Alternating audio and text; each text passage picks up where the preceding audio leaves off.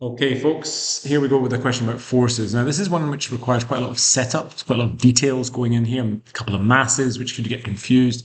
So do take your time to set this problem up clearly before you try and solve it.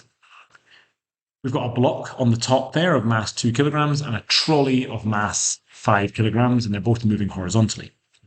There's a force which is applied to the block, not the trolley. And we know the friction force on the ground is 0. So we only have to worry about friction force between the two surfaces.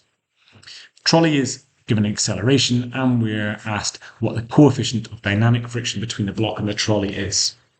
Okay, now why is this a tricky problem? It's tricky because we have to apply a couple of things here. We have to think about the friction and also other forces. We also have to think about Newton's third law, which we're going to apply twice in this question. So there's really a lot of thinking to do. Let's go for it. We're talking about coefficients of friction, so it's a good idea to start with the idea of friction. Now, most students are comfortable with the fact that there must be friction acting between the two surfaces. Now, as we're moving to the right, we hopefully are happy that the friction acting on the block is going to be to the left. Okay, so you should see here we've got a blue arrow there. That's the friction acting on the block. Now, by Newton's third law, there must exist another force which is acting between these two surfaces, and in this case it would be the friction acting on the trolley itself. Now, if the friction acting on the block is to the left, the friction acting on the trolley must be equal in magnitude but opposite in direction. And in other words, it's going to be a force to the right with equal length to the blue arrow there. And that's the force which is doing the accelerating in this case. The red force is accelerating the trolley forward. Now we know that is equal to ma, because from Newton's second law, assuming constant mass, of course, we can simply take mass times the acceleration to get that resultant force which is acting on the trolley. 5 times 1, 5 is the mass, 1 is acceleration, gives us 5 newtons. Now, because these forces are equal and opposite, this allows me to know the frictional force, which is 5 newtons, because they have the same magnitudes.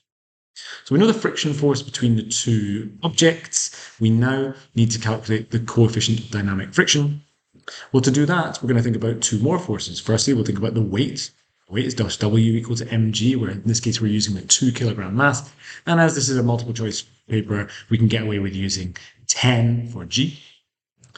Why do we do this? Well, again, by Newton 3, there must be an equal and opposite force, and that is the reaction force R, and that must also be 20 newtons because we have got balanced forces in the y direction. Now, we then need to just put this all together to get our coefficient of friction. The coefficient of friction is simply the ratio of the friction force to the reaction force. So we've got 5 over 20, which is 0.25. And that is our answer C. But like I say, there is a lot going on here.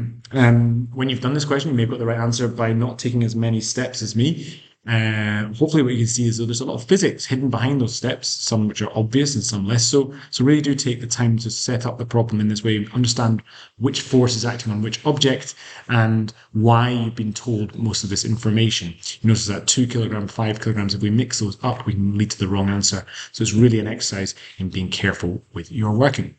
As ever, thank you for watching, and